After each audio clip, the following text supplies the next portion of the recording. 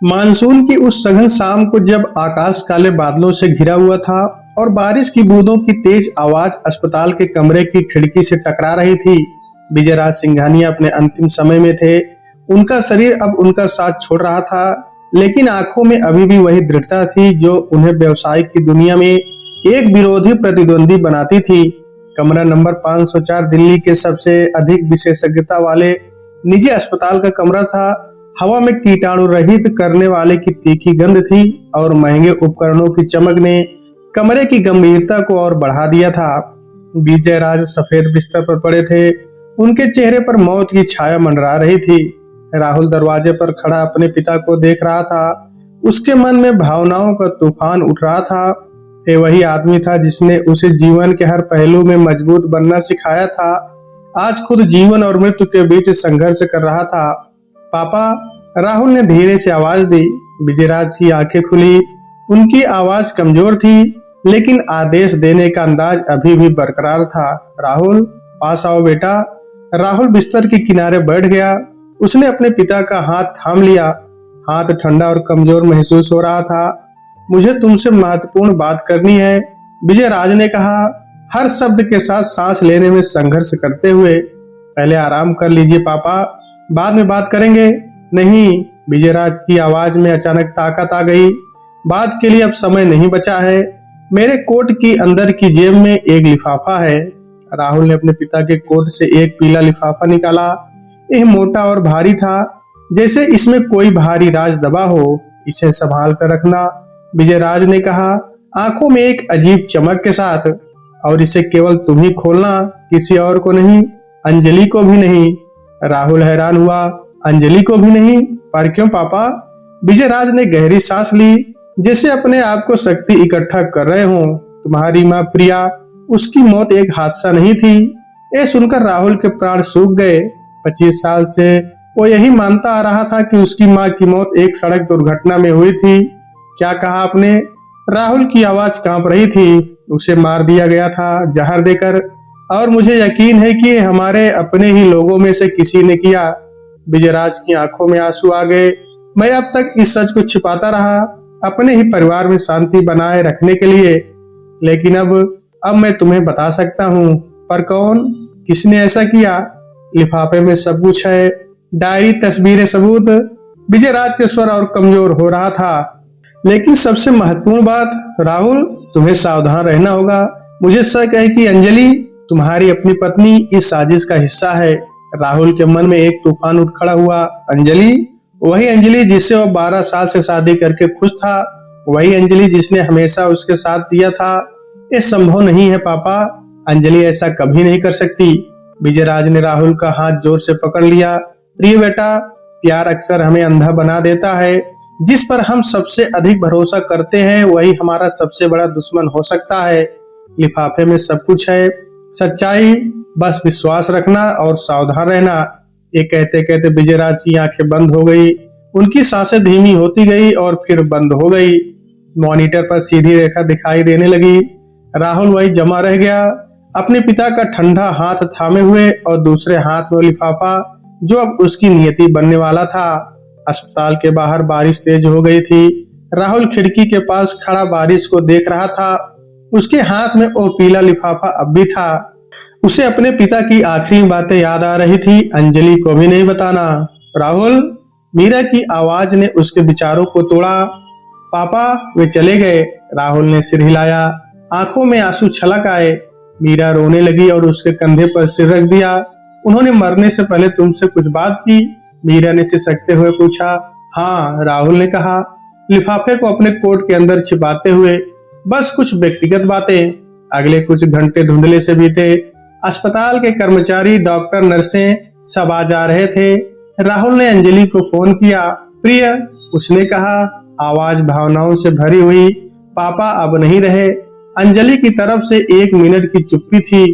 फिर उसने कहा, मैं तुरंत आ रही हूँ। जब अंजलि अस्पताल पहुंची तो उसके चेहरे पर दुख का भाव था, लेकिन राहुल ने देखा कि उसकी आंखें सूखी थी।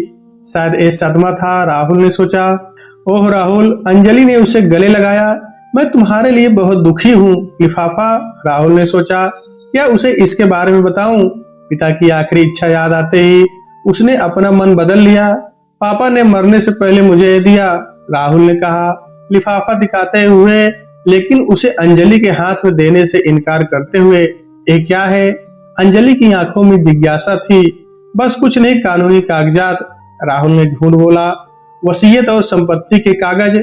उसने देखा कि अंजलि की आंखों में एक झलक दौड़ गई, निराशा की, लालच की, या शायद उसका अपना ही दिमाग उसे धोखा दे रहा था। अगले दिन सिंघानिया हवेली में लोगों का तांता लग गया। विजयराज सिंघानिया सिर्फ एक उद्योगपति ही नहीं बल्कि एक संस्था थे। उनके निधन की खबर ने पूरे शहर को हिलाकर रख दिया था।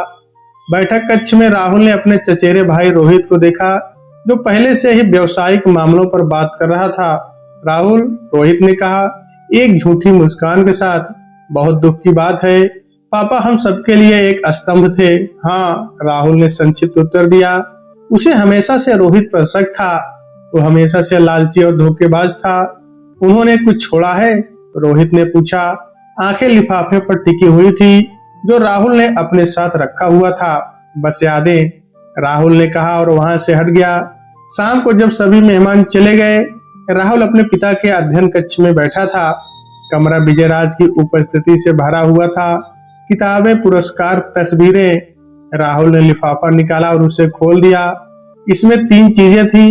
एक पुरानी डायरी जिसके कवर पर प्रिया लिखा था, कुछ काले सफेद तस्वीरें और एक हस्तलिखित पत्र।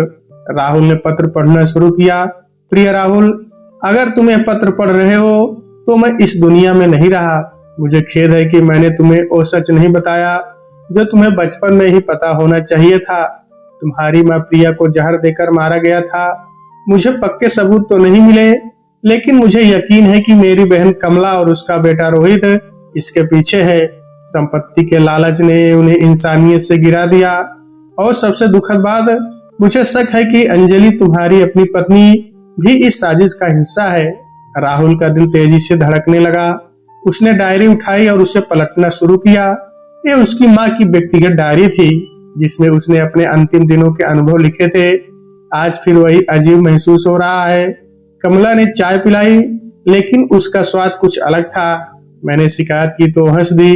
शायद मैं बहुत संदेह कर रही हूँ। रोहित आज फिर पैसे मांगने आया। जब मैंने मना किया तो गुस्से में चला गया। उसकी आंखों में एक अजीब चमक थी। मुझे डर लग रहा है। विजय को कुछ मत बताना, वो पहले से ही तनाव में है। और अंजलि, वो इतनी मीठी है, लेकिन कभी कभी लगता है जैसे वो कुछ छिपा रही है। राहुल ने डायरी बंद की। उसकी आंखों में आंसू थे। उसकी माँ ने मदद के लिए रोया था और कोई नहीं आया। तभी दरवाजा खुला। अंजलि अंदर आई। राहुल, तुम यहाँ हो? सब तुम्हें ढूंढ रहे हैं। क्या वह डायरी? हाँ, राहुल ने कहा, उसे जल्दी से बंद करते हुए। माँ की डायरी बस यादें ताजा कर रहा था। ओह, अंजलि ने कहा। उसकी आंखें डायरी पर टिकी हुई थी। क्या क्या इसमें कुछ खास है? राहुल ने उसके स्वर में उत्सुकता महसूस की। नहीं, बस सामान्य बातें। आओ चलो बाहर चलें। उस रात राहुल सो नहीं पाया। पिता के शब्द उसके कानों में गूंज रहे थे। क्या सच में अंजलि उसके खिलाफ थी? क्या उसका प्यार सिर्फ एक ढोंग था? उसने फैसला किया कि वो एक निजी जासूस की मदद लेगा। उसे सच्चाई का पता लगाना ही होगा। अगली सुबह राहुल ने एक पुराने दोस्त इंस्पेक्टर राजीव शर्मा से संपर्क किया। राजीव अब पुलिस से सेवानिवृत्त हो चुका था और एक निजी जासूस एजेंसी चलाता था। राजीव का कार्यालय दिल्ली के एक शांत इलाके में स्थित था। ये एक साधारण सा कमरा था, लेकिन आधुनिक तकनीकी उपकरणों से सुसज्जित। मुझे तुम्हारी मदद चाहिए राजीव, राहुल ने कहा, पूरी कहानी सुनाते हुए। यह बहुत संवेदनशील मामला है। राजीव ने पत्र और डायरी पढ़ी। उसका चेहरा गंभीर हो गया। एक गंभीर आरोप है राहुल। तुम्हें यकीन है कि तुम यह करना चाहते हो? ये तुम्हारे पूरे परिवार को तोड़ सकता है। मेरे पास कोई चारा नहीं है, राहुल ने कहा, आंखों में दृढ़ संकल्प के साथ। मैं शांति से नहीं रह सकता जब तक सच सामने नहीं आ जाता। मेरी माँ ने मदद के लिए रोया था और कोई नहीं आया। मैं उसे न्याय दिलाऊंगा। ठीक है, राजीव ने कहा, एक नोटबुक निकालते हुए। हम 2 लाइनों पर काम करेंगे। पहली, तुम्हारी माँ की मौत की पुरानी फाइलों की जांच।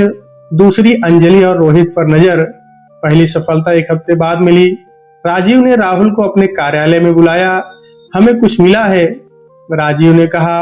एक ऑडियो प्लेयर चलाते हुए, हमने अंजलि के फोन को टैप किया है, सुनो।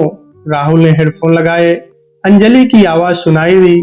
हाँ मैं समझ गई, लेकिन हमें और इंतजार करना होगा। राहुल को अभी कुछ शक नहीं हुआ है। हाँ, पापा ने उसे कुछ दिया था, लेकिन वो कहता है कि वो सिर्फ वित्तीय कागजात हैं। मैं नहीं जानती, मैं अभी तक उन तक नहीं पहुंच पाई हूँ। राहुल का दिल तेजी से धड़कने लगा। वो सच था, अंजलि उससे राज छिपा रही थी। और सुनो, राजीव ने कहा दूसरी रिकॉर्डिंग चलाते हुए। दूसरी आवाज थी रोहित की। हमें सावधान रहना होगा। कमला बुआ कह रही है कि राहुल को कुछ पता चल सकता है। हाँ, मैंने वो व्यवस्था कर दी है, जैसा हमने 25 साल पहले किया था वैसे ही। राहुल ने हेडफोन उतार दिए। उसके हाथ कांप रहे थे, उसकी आंखों में आंसू थे, लेकिन इस बार दुख के नहीं बल्कि गुस्से के। वे तुम्हारी बात कर रहे हैं राहुल, राजीव ने गंभीर स्वर में कहा, और मुझे लगता है कि तुम्हारी सुरक्षा को खतरा है। उनकी बातों से लगता है कि वे तुम्हें भी नुकसान पहुंचाने की योजना बना रहे हैं। राहुल ने मेज पर मुट्ठी मारी। मैं उन्हें रंगे हाथों पकड़ूंगा। मैं उन्हें दिखाऊंगा कि सिंघानिया किस मिट्टी के बने होते हैं। हमें सबूत चाहिए, राजीव ने कहा। कागजात और रिकॉर्डिंग कानूनी रूप से पर्याप्त नहीं है। हमें उन्हें अपराध करते हुए पकड़ना होगा। राहुल ने एक योजना बनाई। वो जानबूझकर कमजोर और बीमार होने का नाटक करेगा, ताकि वे अपनी योजना को अंजाम देने का प्रयास करे और उन्हें रंगे हाथों पकड़ा जा सके। रोहित सिंघानिया स्टेट्स के कार्यालय में बैठा हुआ था। उसकी आंखों में एक अजीब चमक थी। वो राहुल से उम्र में बड़ा था, लेकिन व्यावसायिक क्षमता में हमेशा उससे पीछे रह गया था। इसी कमी ने उसके अंदर गहरी ईर्ष्या और हीन भावना पैदा कर दी थी। माँ, आपको लगता है राहुल को कुछ शक हुआ है? रोहित ने फोन पर अपनी माँ कमला से बात करते हुए पूछा। कमला की आवाज में चिंता थी। विजयराज ने मरने से पहले उसे कुछ दिया था। अंजलि कह रही है कि वो सिर्फ कानूनी कागजात हैं, लेकिन मुझे यकीन नहीं होता। हमें सावधान रहना होगा, रोहित ने कहा, अपने माथे पर पसीना पोंछते हुए। अगर राहुल को पता चल गया कि उसकी माँ की मौत एक हादसा नहीं थी, तो सब कुछ खत्म हो जाएगा। तुम्हें याद है 25 साल पहले क्या हुआ था? कमला की आवाज में कंपकपी थी। प्रिया को वो जहर, अगर राहुल को सच पता चल गया, चिंता मत करो माँ, रोहित ने आश्वासन दिया। हमने एक बार किया था, दूसरी बार भी कर लेंगे। अंजलि हमारे साथ है। इस बीच राहुल राजीव शर्मा के साथ मिलकर एक विस्तृत योजना बना रहा था। उन्होंने सिंघानिया हवेली में छिपे कैमरे और ऑडियो डिवाइस लगाए, ताकि हर गतिविधि पर नजर रखी जा सके। हमें उन्हें अपने ही जाल में फंसाना होगा, राजीव ने कहा। एक तकनीकी मानचित्र पर विभिन्न बिंदुओं को चिन्हित करते हुए, मैंने अंजलि के फोन में एक स्पाईवेयर इंस्टॉल किया है। अब हम उसकी हर बातचीत सुन सकते हैं। राहुल ने गहरी सांस ली। मुझे अभी भी यकीन नहीं होता कि अंजलि ऐसा कर सकती है। हमने 12 साल साथ बिताए हैं। वो मेरे बच्चों की माँ है। कभी कभी सच्चाई बहुत कड़वी होती है राहुल, राजीव ने सहानुभूति से कहा, लेकिन आपको सामना करना ही होगा। अगले कुछ दिनों में राहुल ने खुद को थका हुआ और बीमार दिखाना शुरू किया। उसने डॉक्टर को बुलाया, जिसने कुछ सामान्य विटामिन और टॉनिक दिए। राहुल ने जानबूझकर अपनी दवाओं का सेवन अनियमित कर दिया, ताकि उसकी हालत और खराब दिखे। अंजलि ने राहुल की देखभाल करने का नाटक किया, लेकिन राहुल ने देखा कि वो उसकी दवाओं में हस्तक्षेप कर रही थी। एक शाम जब अंजलि ने उसे चाय दी, राहुल ने उसे गिरा दिया। माफ करना प्यारी, उसने एक कमजोर स्वर में कहा। मैं बहुत कमजोर महसूस कर रहा हूँ। हाथ से चाय छूट गई। कोई बात नहीं, अंजलि ने कहा, लेकिन राहुल ने उसकी आंखों में झल्लाहट देखी। मैं दूसरी बनाकर लाती हूँ। राजीव की टीम ने रोहित और कमला पर नजर रखी हुई थी। उन्होंने पाया कि कमला एक संदिग्ध केमिस्ट से मिली थी और उसने एक विशेष प्रकार का जहर खरीदा था, जो शरीर में धीरे धीरे काम करता है और मौत को प्राकृतिक रूप से दिखाता है। ये वही जहर है जिसका पता हमने 25 साल पहले लगाया था, राजीव ने राहुल को बताया, एक लैब रिपोर्ट दिखाते हुए। अब हमारे पास ठोस सबूत है, लेकिन राहुल चाहता था कि अंजलि खुद अपना अपराध कबूल करे। उसने फैसला किया कि वो सीधे उसका सामना करेगा और उसे मौका देगा सच बोलने का। वो शाम आखिरकार आ गई। राहुल ने अंजलि को अपने अध्ययन कक्ष में बुलाया। कमरा गहन सन्नाटे से भरा हुआ था। सिर्फ दीवार घड़ी की टिक टिक की आवाज सुनाई दे रही थी। क्या हुआ राहुल? अंजलि ने पूछा। उसके हाथ में एक कप चाय थी। तुम्हें आराम करना चाहिए, तुम्हारी तबीयत ठीक नहीं है। राहुल ने गहरी सांस ली और सीधे अंजलि की आंखों में देखते हुए कहा, मैंने सब जान लिया अंजलि। मुझे पता है कि तुम और रोहित मेरी माँ की हत्या के पीछे हो। अंजलि का चेहरा एक पल के लिए सफेद पड़ गया, लेकिन फिर उसने खुद को संभाला। तुम क्या बकवास कर रहे हो? क्या बुखार में तुम्हारा दिमाग खराब हो गया है? नहीं, मेरा दिमाग पहले से कहीं ज्यादा साफ है। राहुल ने ठंडे स्वर में कहा, मैं कह रहा हूँ कि तुमने मेरे प्यार और विश्वास को कुचल दिया। मैंने तुम्हारी और रोहित की आज की बातचीत रिकॉर्ड कर ली है। पुलिस को सब कुछ दे दिया गया है। यह सुनते ही अंजलि का मास्क उतर गया। उसकी आंखों में एक खतरनाक चमक आ गई। तो तुम्हें सब पता चल गया? अच्छा हुआ। हाँ राहुल, तुम्हारी बेशर्म माँ को मरना ही चाहिए था। उसने हमेशा मेरे और रोहित के बीच में आने की कोशिश की और चाहती थी कि रोहित की शादी किसी अमीर घराने की लड़की से हो, मुझ जैसी मध्यम वर्गीय लड़की से नहीं। राहुल का दिल टूट गया। लेकिन तुमने तो मुझसे शादी की, क्यों? सिर्फ पैसे के लिए? क्यों? वह जोर से हंसी, एक कड़वी और विषैली हंसी। सिर्फ इसलिए क्योंकि तुम इस परिवार के असली वारिस हो राहुल, रोहित नहीं। तुमसे शादी करके मुझे वो सब कुछ मिलना था जो मैं चाहती थी, संपत्ति, पैसा, हैसियत। और एक दिन जब तुम भी मर जाते तो सब कुछ मेरा हो जाता और रोहित और मैं फिर एक साथ रह सकते थे। तुम लोगों ने मेरी माँ को मार डाला और अब तुम मुझे भी मारना चाहते हो। राहुल की आवाज में दर्द और गुस्सा था। तुम्हारी माँ एक रोड़ा थी और तुम भी हो। अंजलि ने बेरहमी से कहा, हमने 25 साल पहले एक गलती की थी जब तुम्हें जीवित छोड़ दिया। आज वो गलती सुधारेंगे। इतना कहकर अंजलि ने अपने पर्स से एक छोटी सी शीशी निकाली और राहुल की तरफ बढ़ी। ये वही जहर है जो तुम्हारी माँ को दिया गया था, कोई पता नहीं लगा पाएगा। राहुल ने संकेत दिया और छिपे हुए कैमरों ने रिकॉर्डिंग जारी रखी। तुम्हारी योजना विफल हो गई अंजलि। पुलिस रोहित और कमला बुआ को गिरफ्तार करने जा रही है और तुम भी जल्द ही उनके साथ होगी। ये सुनते ही अंजलि ने एक जोरदार चीख लगाई और राहुल पर झपटी। एक तेज धार वाली चाकू उसके कंधे में घुस गई। मैं तुम्हें जाने नहीं दूंगी, सब कुछ मेरा है। एक जानलेवा संघर्ष शुरू हो गया। अंजलि पागलों की तरह हमला कर रही थी। संघर्ष के दौरान वो लिविंग रूम की खिड़की से नीचे गिर गई। नीचे सड़क पर पहले से ही पुलिस की गाड़ियां खड़ी थी, जिन्हें राजीव ने सूचना दे दी थी। अगले कुछ महीनों में पूरा मामला कोर्ट में चला। अंजलि, रोहित और कमला तीनों को गिरफ्तार कर लिया गया था। मुकदमे ने पूरे शहर का ध्यान खींचा क्योंकि सिंघानिया परिवार का नाम हर जगह प्रसिद्ध था। कोर्ट रूम नंबर 5 में भीड़ उमड़ रही थी। राहुल गवाही देने के लिए तैयार बैठा था। उसके सीने पर एक बड़ा पट्टी बंधा हुआ था जहां अंजलि ने उसे चाकू मारा था। जज साहब ने कार्रवाई शुरू की।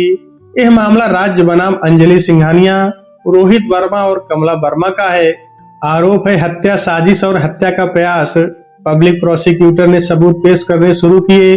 पहले तो रिकॉर्डिंग्स, फिर लैब रिपोर्ट्स और फिर विजय राज का पत्र और प्रिया की डायरी।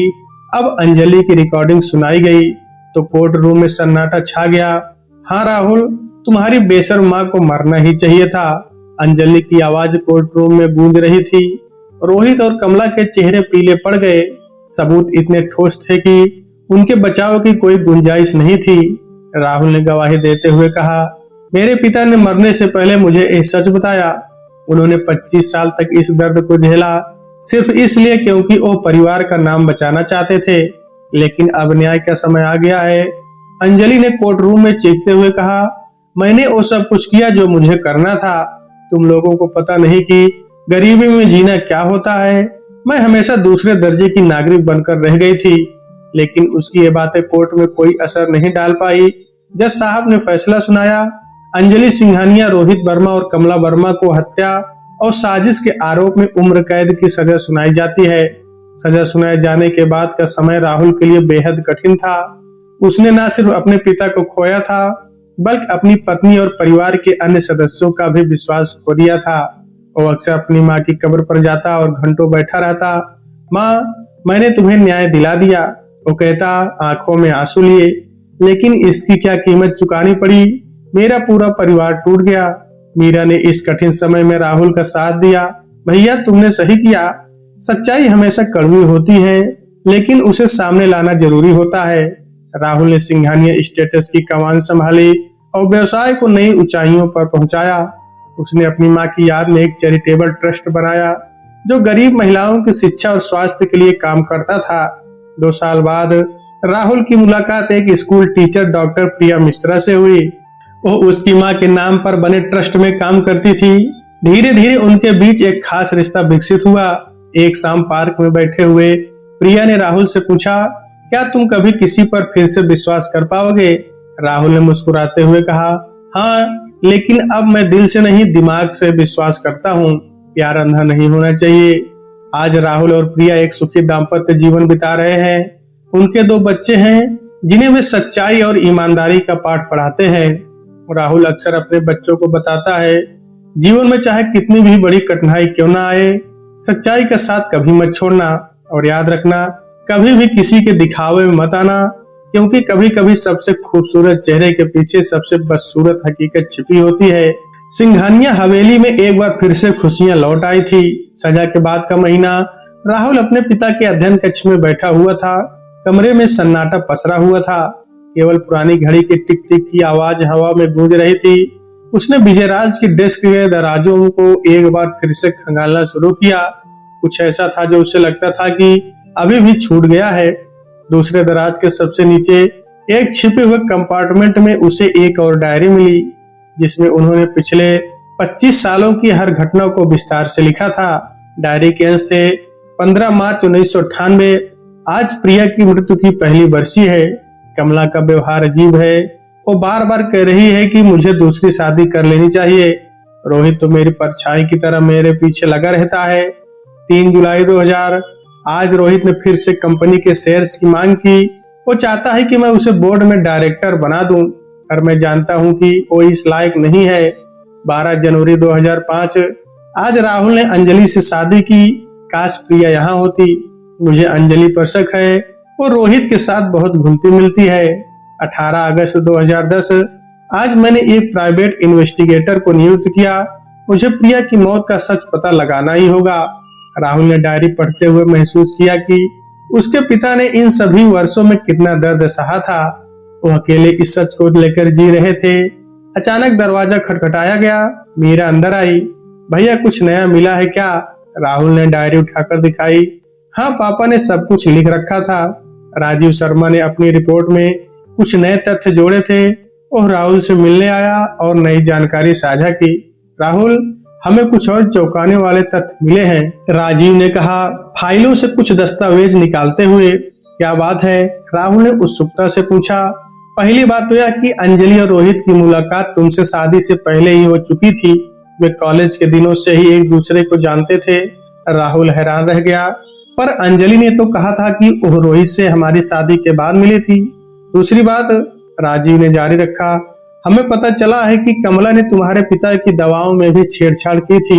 वो उनकी सेहत को धीरे धीरे खराब कर रही थी।